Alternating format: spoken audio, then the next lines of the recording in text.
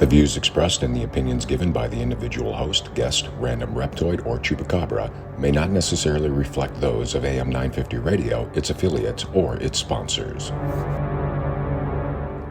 Now, it's time to step into the unknown.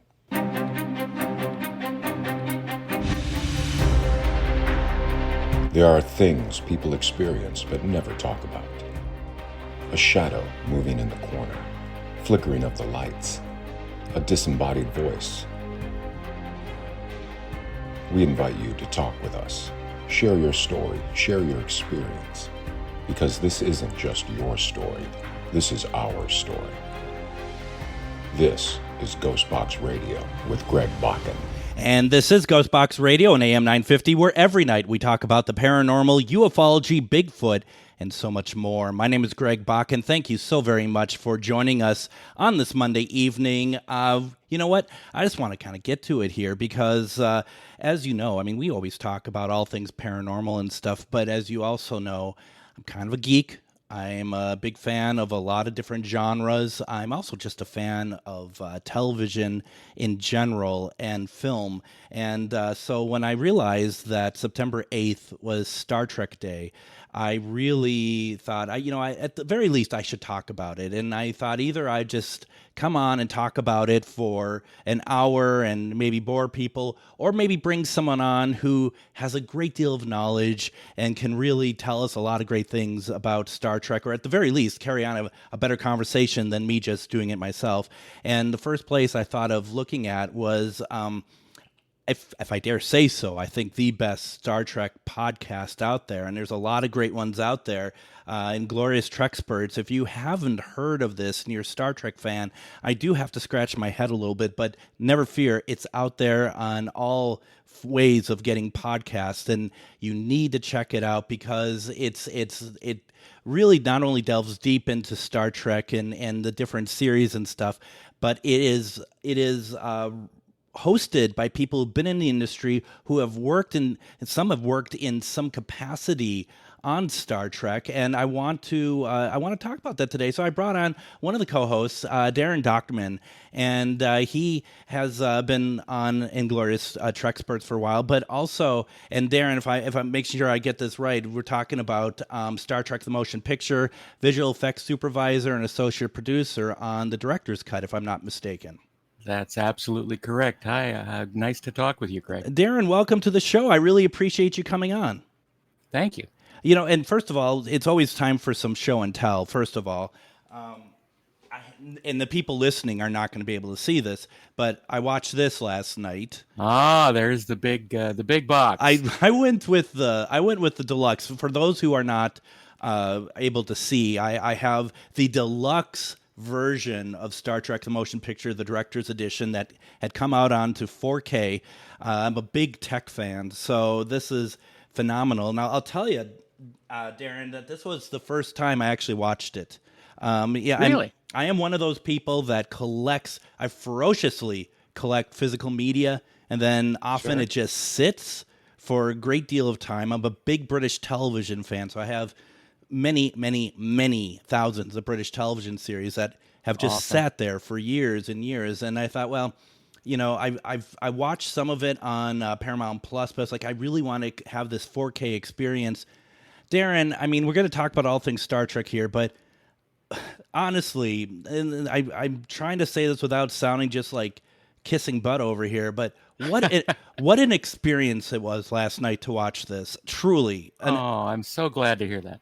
Wow. I mean, I've always kind of thought of the motion picture kind of like if you've ever been on Epcot's Spaceship Earth, it just kind of like moves you through the universe sort of, you know. This is just really, really good. And I think one of the things that really took me by surprise and I thought was really good, and I think people might be like, really, Greg, is the what I would call grading. I don't know if we're still calling it color timing. But sure, I mean, us film-based people still call it color timing, but right.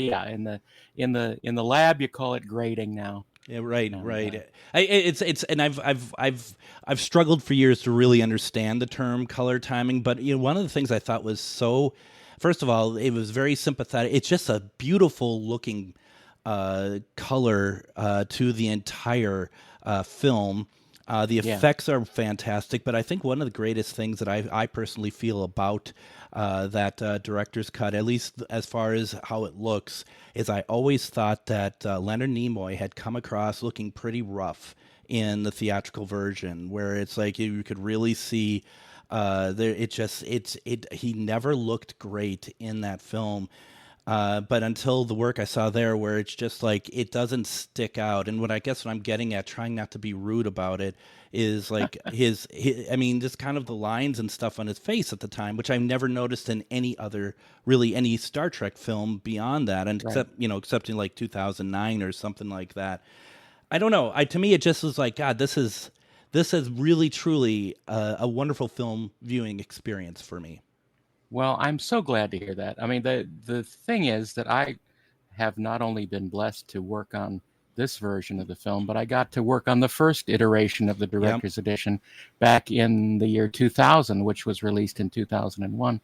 And at that point, we were able to work directly with director Robert Wise himself, who established the final cut of the film after 18, 19 years of not talking about the film at all, because he was so upset with how the film was handled and how he basically had to release a rough cut of the film, and it never got a final color timing for that release. Wow.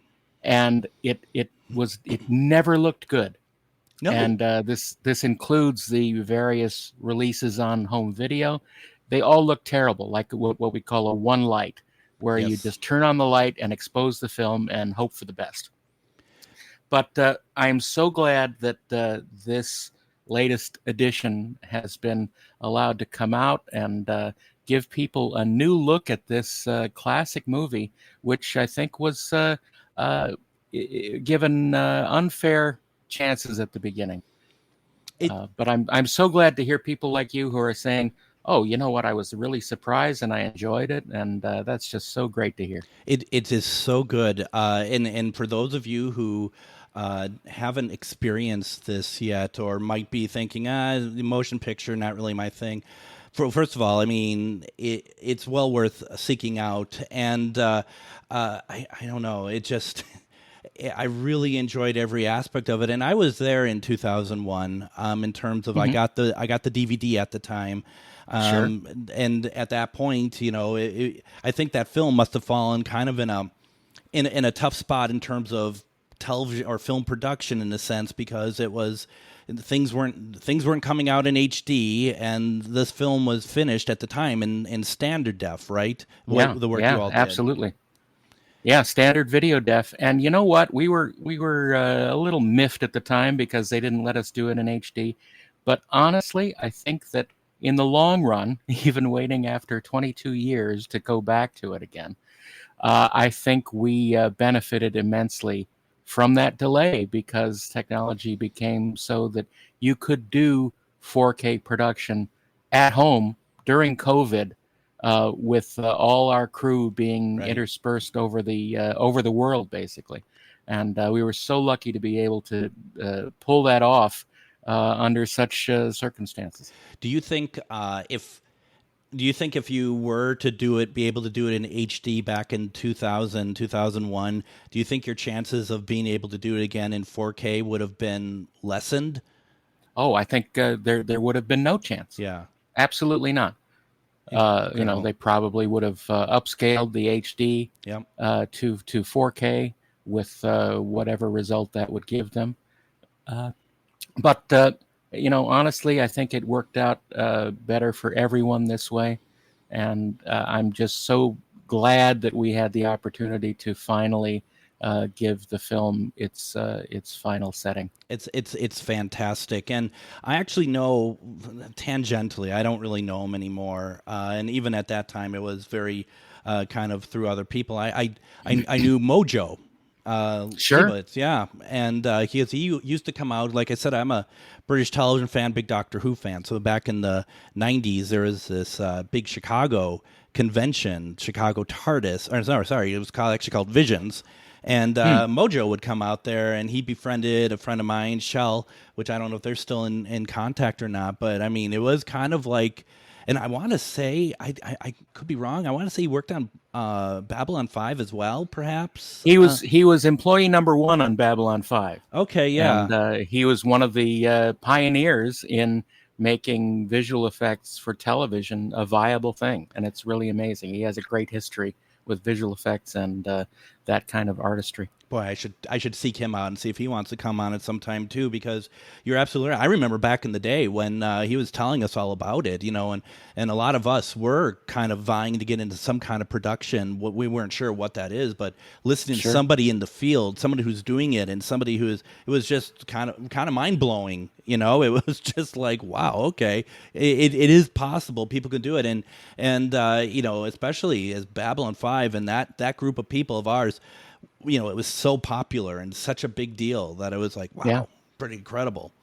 Absolutely. Not that I expect you to know everything about Star Trek, but I did, which I don't, which you don't, and I actually like you more for that. I think you're a human being, but I know that there's a motion picture steelbook coming out, but I don't think that has the director's cut in. It's more the theatrical version, isn't it? Do you know? No, it's the theatrical version, and that's the decision by the studio. Right. They want to honor the actual 45th anniversary of the release of the film, and obviously that's their prerogative. But I think we, among the cognoscenti, the people who know, know that the final and best version of the film is the director's edition.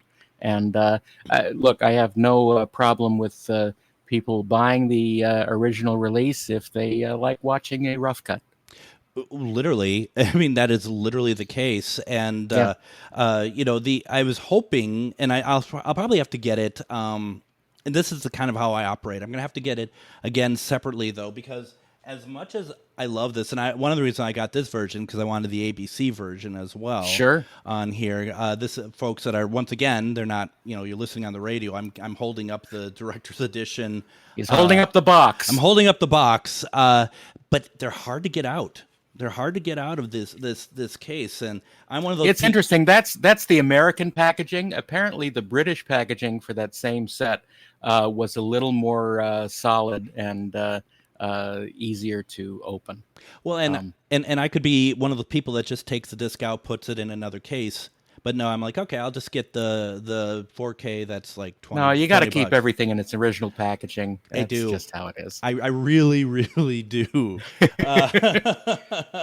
I don't know. It's going to be folks. Once again, I mean, not that I'm trying to make this into a commercial about the director's edition of Star Trek Motion Picture, but you have to go and seek this out because it truly, and I knew it was based on watching the DVD and watching some clips from 4K on Paramount Plus, but just sitting down and watching it. And I mean, I don't say this about films very often, but I was immersed in this. Yeah. The visuals are so beautiful, and and what I love about the film is that there isn't an enemy. There's no villain. There's no villain. There like in much of the best Star Trek stories, there is an adversary that we don't understand, and right. I think that's one of the things that ties it into the original series so well. That it isn't just a shoot 'em up fights in space and things like that, which there's nothing wrong with that, and I find Wrath of Khan very entertaining and enjoyable. But this gives a little more weight to the exploration and discovering the unknown. And that's always excited me about Star Trek since day one. It is, and it's also that idea of whether it's the humans or someone else trying to find a god. Sure. That seems to be especially a Roddenberry thing absolutely. It's just fine. And I think that it's do we know why that fascinated him so much? I think he had a lot of questions in his mind from when he grew up and was raised. I think he had a lot of questions about, what the ultimate resolution of mankind would be, and our origins, and the fact that we have so many ways of sort of explaining things, and religion being a not only an explanatory function of mankind, but also a guiding force for hopefully good in the world. And I think he was always fascinated with those bigger questions. And yeah, absolutely. The search for God has been in so many of Roddenberry's episodes and stories that it wasn't at all surprising that the movie would tackle these questions. And I mean, when Star Trek was created, I mean there's a lot of lofty, and I know there still is, but a lot of lofty science fiction concepts at the time. And I guess I didn't realize, watching the credits for the motion picture last night, that Isaac Asimov was involved with it. And I mean, when I see that, I'm just like, well, of course he is, because that's a lofty concept. It's fun because basically Isaac Asimov's credit on the film is basically as Gene Roddenberry's friend. He didn't really do any work on the film as such, but he was there to sort of stand by Gene when Gene would have people questioning the science fiction validity of things. He would just say, "Well, ask Isaac." So he had Isaac Asimov in his corner since before the show came out. They met at I think the Worldcon in 1966, and Asimov was talking during the first screening of the Star Trek pilot, and Roddenberry told him to shush. And they became friends soon after that. I love it. Why don't we go ahead and do this? Let's go ahead and take our first break. When we come back, there's so much Star Trek to talk about. We're not going to fit hardly any of it in, but I just love the opportunity to be able to talk to Daren Dochterman. He is one of the co-hosts on Inglorious Treksperts, plus so much more. You're listening to GhostBox Radio on AM 950.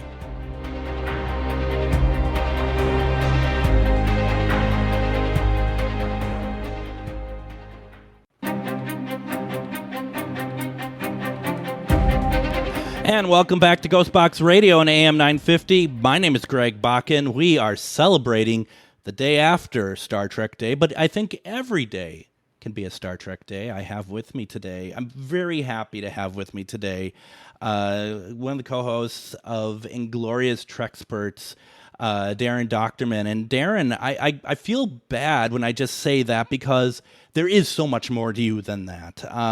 What is your day job in the industry? Well, I've been a what's known as a concept artist and visual effects person, and sort of all around art director for coming up on 36 years, something like that. The first movie I worked on was James Cameron's The Abyss. Wow. And I turned 21 on that job. Wow. And, starting there, it's sort of unfair because every job after that is a piece of cake. But I'm really happy to have been able to last this long in the industry. And I just want to make a few more years, and then I can sort of slide into retirement maybe. But I'm really happy to have been able to. I've worked on about 85 movies and TV things along the way. That's fantastic. And I've had a great time, and I intend to go on having a great time. Well, first of all, congratulations for your longevity in the industry, because it's not easy, and people who are talented don't always have longevity. I'm not saying you're not talented. Talent has very little to do with it. Isn't it true? I'm lucky. I'm capable in a lot of different things. Yeah. But 9 times out of 10, the ability to sort of get along with people and on the job is likely to get you the job more than anything. And Inglorious Treksperts is what I love about it is, and we were kind of talking about this between the breaks here a little bit. It's there's so much Trek to talk about, and there's so I'm not going to necessarily be interested in everything that's being said, but that's okay because the stuff that you do talk about, like who would think that listening to about an hour about 70 millimeter print film prints would be interesting, but it's very interesting. It's fantastic. Oh, I'm glad. I'm glad. Yeah, that was a fun one. This past weekend, they had a screening of all of the Star Trek movies that had available 70 millimeter prints were shown, and that was a lot of fun. Of course, the director's edition is not in 70 millimeter because it still exists in the digital realm, but as an amazing 4K Dolby Vision print. Yeah, and that's what was shown at that festival, if I'm not mistaken, right? Yeah. Yes, that's correct. And I knew that I was in love with you all when you had an episode about how the syndication for the Sci-Fi Channel original series worked and how the restoration was done, and that original series, when Sci-Fi finally showed Star Trek, I think they did 2 runs. One that was introduced by William Shatner, the other was introduced by Leonard Nimoy, if I'm not mistaken. And then there was I think that's how it worked. Yeah, and just that you all had on, I think, if I'm not mistaken, because this was years ago now. Right. You all had on one of the folks from Sci-Fi that made that happen. Yes, we had one of the executives from Sci-Fi Channel that put it all together. It's just amazing, and that stuff is like, I think what's even more amazing is that you think about it as like, oh, that's a bit obscure or whatnot. But I think what's surprising is how many people actually want to hear about that. Well, I'm gratified for that because look, we choose these topics based on what we think is interesting to us. Yeah, and we're not, we don't try to pander to any certain facet of the audience. We just have a certain point of view, and we project from that. And I think it's great that we had the person who invented the photo novel on from South America, and it was something that is so obscure, but it is a facet of our fandom. From when we were, raised on this stuff, and it was a part of our life for many years. And to be able to shine a light on this and educate people, or as Mark Altman says, Trekeucate people, is a lot of fun. And look, I love doing the podcast with Mark Altman and Ashley Edward Miller. We all have different facets that we contribute, and I think we get along well together. You do, and to be fair, I mean, obviously, if you all did a podcast on photo novels every week, that might become a bit much, because especially like if Discovery is coming to an end and we're not talking about it at all or anything, but you have the right balance, and I think that it's just been really fun. And like I keep saying to people, if you haven't had a chance, just scroll through the 7 billion episodes that you've all recorded over. How many years have you been doing this now? We are just finishing up our 6th season. We're starting our 7th season in a couple weeks. And we have done one episode every week for 6 years. I mean, that's a lot of episodes. That's nearly 300. And not only episodes of just like people sitting around and shooting from the hip about Star Trek. You have guests. You are all very well informed. You all know what you're talking about, and they're a lot of times they're niche subjects. So it's incredible, and congratulations to you and the team for being able to do that. And I could see the outpouring of success and people loving it. So it's working clearly. Oh, thanks. We're happy to have. We have a lot of sort of quiet bigwigs who listen to our podcast, and it's really exciting to hear whispers here and there. Well, who's listening now? It's so and so. But we had a couple months ago. We had Steve Asbell, who is the vice president of production at Fox Pictures. And we had Kevin Feige, who's the head of Marvel. Oh. And they just came on to talk about Star Trek 3. So, I mean, it's really odd that we have, sort of these high-profile fans that like talking about this stuff as much as we do. Well, and I hope that they talked about it in a good light, because I seem to recall you all don't really care for Star Trek 3 that much. It's not that. Look, I've memorized Star Trek 3. I've listened to it 1,000 times. Yeah. It was one of the first the videos that I rented when my family got VCR. Look, I honor its place in my history. I just wish it were better. Fair enough. I'll tell you, I always tend to kind of walk out of the room when I watch it when the Enterprise blows up. I do the same in Generations, and I have yet to see Star Trek Beyond because I don't want to see the Enterprise blow up or get destroyed. Isn't that something? Yeah. It's almost like how people don't want to see animals hurt in films. I don't want to see the Enterprise get. Well, I agree. Up. I mean, the Enterprise is as much a character as anyone. Certainly, as much a character as Chekhov is. But it's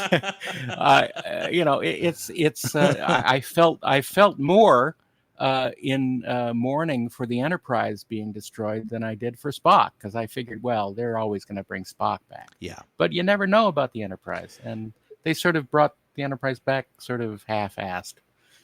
Do you mean in Picard or? No. Okay. No, I'm talking. I'm talking about the movie Enterprise. Oh, yeah. No, well, no. Yeah. They brought it back as the A. Yeah. No, I mean, yeah, absolutely. Which is Fonzie's favorite version of the Enterprise. Thank you. When I was watching the motion picture last night, I kind of thought to myself how much we're lauding this absolutely stunning ship, and to me, it's still the favorite of all Enterprises is the refit. Yeah, and mine too. And I've seen that and just thinking, gosh, it's just 2 films later that it gets blown up, and it just, I don't know, it kind of bums me out, and I kind of, part of me is like, grow up, Greg, but at the same time it bums me out. I don't like that. No, you know what? We're free to have emotional responses to stories that we watch, and these are all valid. And but I agree with you. I think that the Enterprise in the motion picture is one of the most beautifully presented ships ever. Absolutely. Now I want to talk about some other Star Trek stuff here a little bit, and kind of talked about this between the breaks a little bit. Was I'm just curious your thought on this, because we talked a little bit about Roddenberry in the last segment, and obviously without Gene Roddenberry there would not be Star Trek. He very much had a very strong vision for Star Trek, and as you kind of alluded to in the last segment, that he needed to fight a lot for his vision as the property progressed, I guess. Sure. Do you think when we start getting more into the 80s, is Roddenberry his own worst enemy when it comes to Star Trek, or do you think that he was maybe misaligned a little bit from Paramount? I think it's a little bit of both, honestly. Mm-hmm. I think that Roddenberry was difficult to deal with on the first film, and he sort of helped make his bed in the future films, and how they sort of had to shunt him over into a separate box as creative consultant. I think that that's sort of an unfortunate way of treating him, but I think that he did contribute a little bit to dealing with the studio quote suits, and it's a strange thing, because yes, he is the creator, but there are, as he has said in the past, there are many people responsible for birthing Star Trek, and I think unfortunately Roddenberry began to believe a little bit of his own news stories, and began to sort of posture himself as the be-all end-all of Star Trek.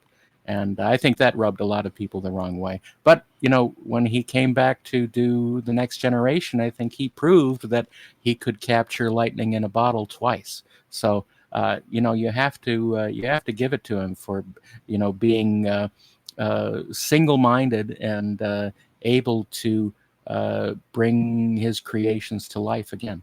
Cast your mind back to 1987. We're going to get this new series, Star Trek: The Next Generation. The film series is going very well. I think we just got Star Trek 4 out. Yeah. What was your initial thought to a new Star Trek film, Star Trek series that had nothing, apart from the Enterprise, had none of the original characters in it at all? I was excited because I thought, well, this is going to be interesting. I was lucky enough a friend of mine got a hold of the Bible for the series, and I got to look at that, and man, it was fascinating. Of course, the Andy Probert drawings in it were amazing, and it looked completely different than anything we'd seen before, and the description of the show was fascinating. These new characters were interesting, and I tried to keep an open mind about it. When the shows first started up, a lot of this was, remember, the Stone Knives and Bearskins edition of the internet. I was on was I on Prodigy? I might have been, and someone sent me a screen grab of a post that I did on Prodigy, telling people to give the show a chance. That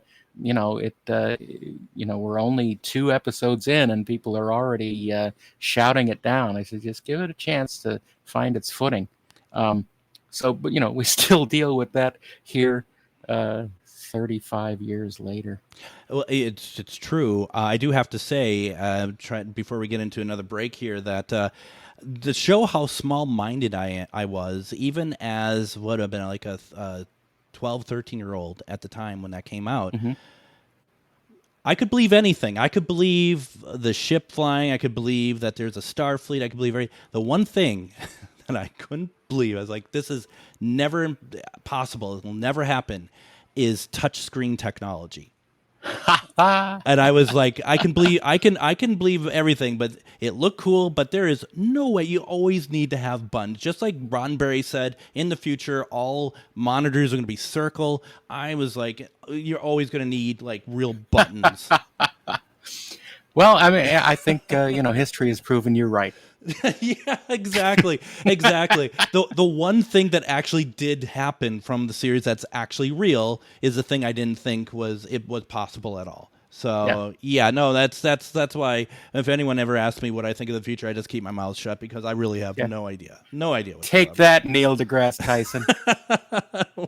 Let's go ahead and get our next break in here. When we come back, we're just having a great conversation today about Star Trek and everything that we love about it. It's Happy Star Trek Day. You're listening to GhostBox Radio on AM 950.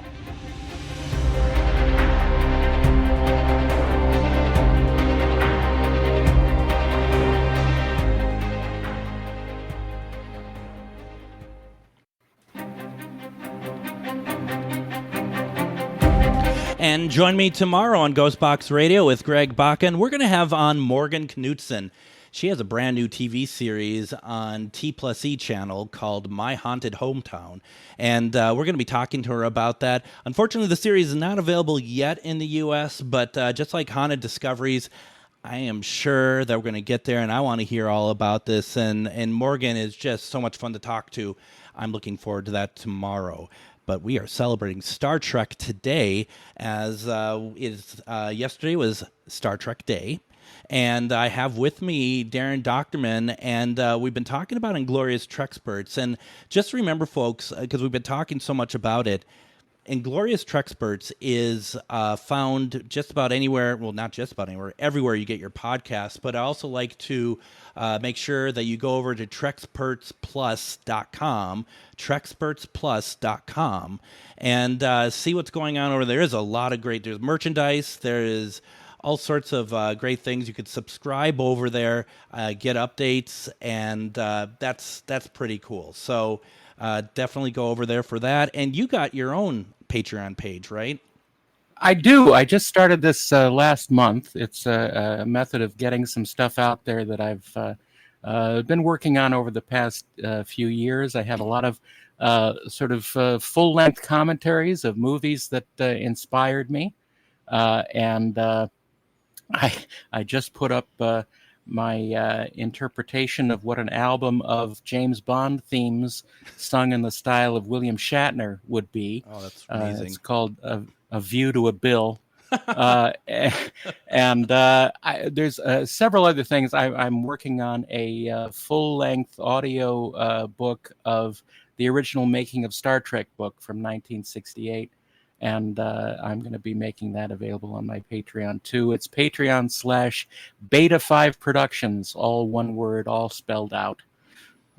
Beta 5, so FIVE Productions. Beta Correct, 5. Productions. Got it. Yes, sir. I'll have to go check that out. That sounds great. There's nothing more fun than being creative, right? I mean, that's just... There are a lot of things more fun than being creative, actually. Lounging around the pool is fun. In due course. Being creative is sometimes a little bit taxing for people. Look, I'm creative because I can't do anything else, and I'm fine with that. I'm sick of being the starving artist, honestly, and I'm ready to sort of start reaping the rewards of a long life well lived. I get it, and I hope that your Patreon, may your Patreon work much better than mine is right now. Let's just put it Thank that you. way. Yeah. Well, let's all our Patreons be Right. well attended. Exactly. There's plenty of love for everybody. So, just kind of talking about Star Trek here a little bit, and we're kind of jumping around. There's so much to talk about here. We'll never get to anywhere near all of it, but kind of what you're talking about with Next Gen, and you're telling people, give it a chance. I'll tell you one thing that one series that I didn't feel like I had to be talked into, but then I did kind of lose interest as we started getting in later series, is actually Discovery. I thought Discovery started off very strong. And for me personally, once they jumped 900 years, I really did lose interest in it. And should I have given it more of a chance? I think you gave it enough seasons to determine your opinion on it. Right. Yeah. I think that's fair. I'm not really a fan of it, nor most of the quote unquote modern Star Trek. But that's fine. They're not for me. They are for others. So I like to channel my energy into things that fill me with joy. And, honestly, one of those things that sort of inspired the Treksperts podcast in itself was this sort of mysterious time in between the ending of the original series and the premiere of the first movie. It was a desert out there. Yeah. And we had very little representation of Star Trek at the time. Any toys that were out there were, other than the Mego figures, were pretty bad. It was just sort of this developing fandom that had nowhere to go. And it was through that a lot of fans started being creative. We're talking about being creative again. They started making fan films and making fanzines and doing their own creative work to express their fandom. And we've talked about that a lot on the podcast, that it is one of the most exciting times, at least for us, in Star Trek fandom, because it wasn't for something that existed. It was this sort of abstract thought of Star Trek in our minds and what we thought it could be.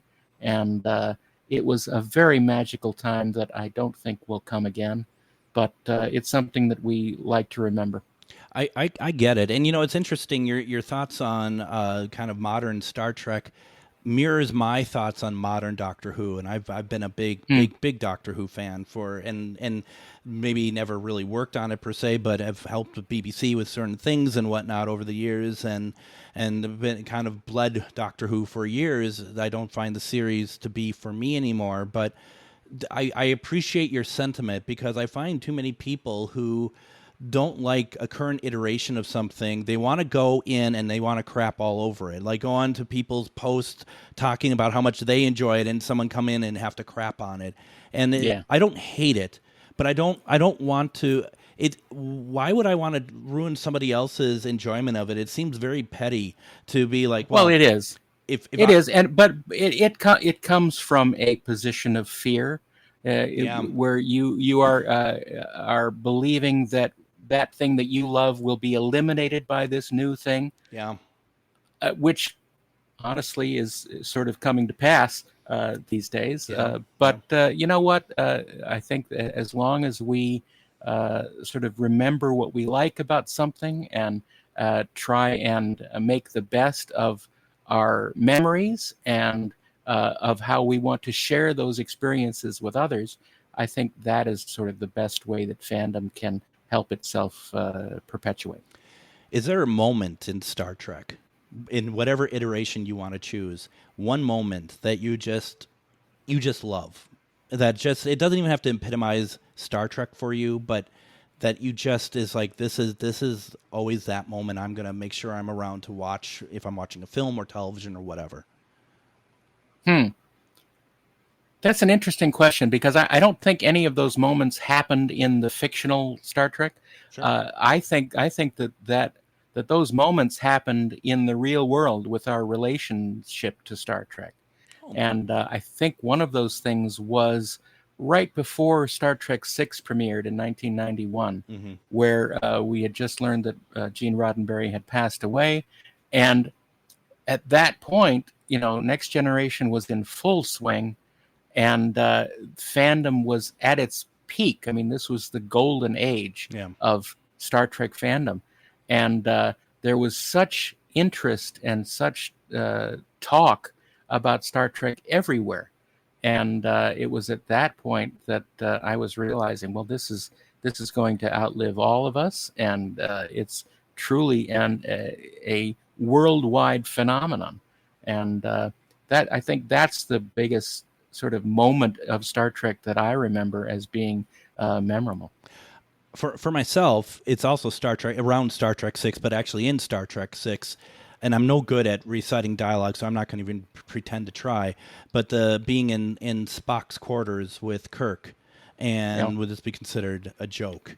And right. It was like that sort of self-reflection of like their entire, to me, that seemed like their entire journey together is like, kind of in this moment of like we know our place. Yeah, I love that. Let's take a moment and figure out where we've been and where we have to go next. Yeah. Do you think? Because I love what you said about that moment in time in Star Trek, and I'd blow it out to sci-fi in general in the '90s. Seems, even though there's a lot of it now in the 21st century, I feel like that it was something very different, and maybe in some ways even. Bigger is probably not the right word, but there was something more grand about how sci-fi was treated in the 90s, and there wasn't as much of it, but it really made an impact on people. And I think without the 90s, you wouldn't have had what's to come with the Marvel Universe and everything else in the 2000s. Absolutely, because a lot of those things that happened in the 90s are things that fueled the excitement for later iterations of popular culture, and the fact that a lot of the people creating the entertainments in the aughts and the teens were inspired at that point really speaks very much about that statement. And I think that certainly at that point, the people creating popular culture were not trying to pinpoint a certain demographic of people. I think they were sort of spreading as wide a net as possible to try and get everybody interested in what they had to offer. And at least I think that spoke to me a bit more at the time. And I think a lot of people could say the same thing. And I really think that you start getting into that sort of storytelling, that arc storytelling, that I think, at least in my mind, in the 80s and so on, that I think people are kind of afraid of. They're afraid of people not being able to catch the thread if they had missed some episodes. But you get series like Deep Space Nine, and that was a hallmark of the series. And although it's not a personal favorite of mine, virtually everyone I ask, what's your favorite Star Trek series, a good portion are always saying Deep Space Nine. Absolutely. I think it's gone through a bit of a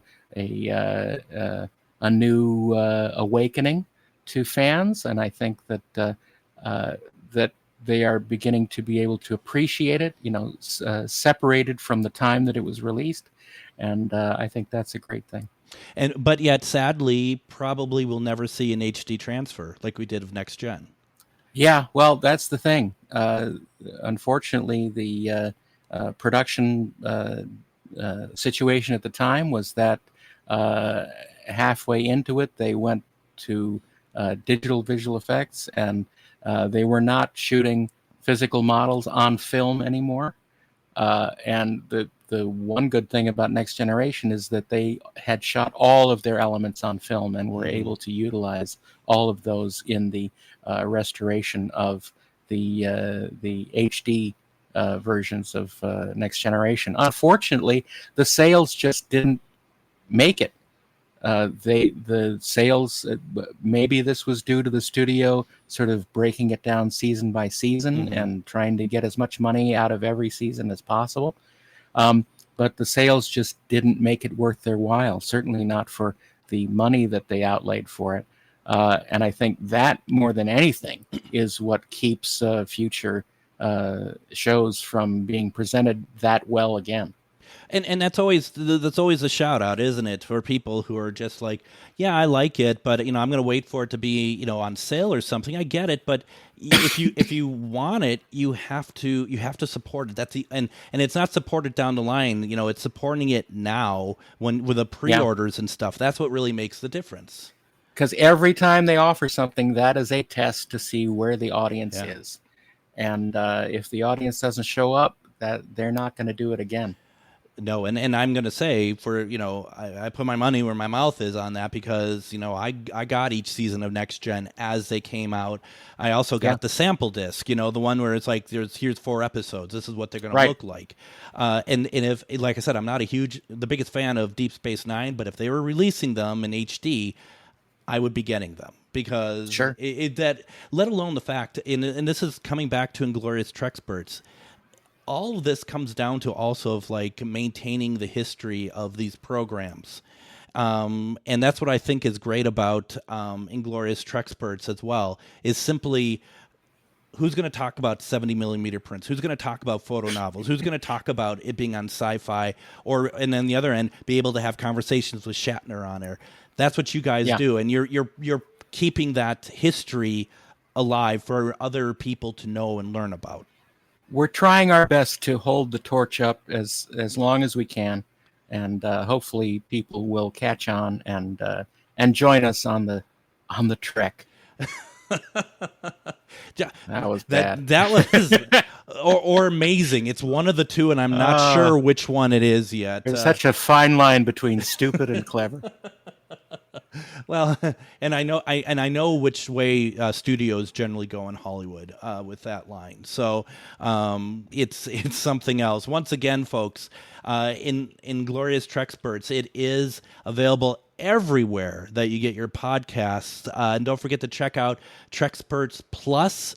A lot of S's, which aren't my thing because I have a bit of a list, so I appreciate that. But Trekspert Plus. And then also support Daren over at Patreon. That's Beta 5 Productions, all spelled out. And it sounds like you have some pretty awesome stuff going on over there. So I'm in. Thank you, Greg. This was a lot of fun. This was a lot of fun. I really appreciate it. Folks, we're going to be back tomorrow. It's going to be a great episode. But don't forget to get your daily dose of Star Trek in. Daren, thank you so much for joining me. I appreciate it. All right. We'll be back tomorrow. Everyone, have a good evening.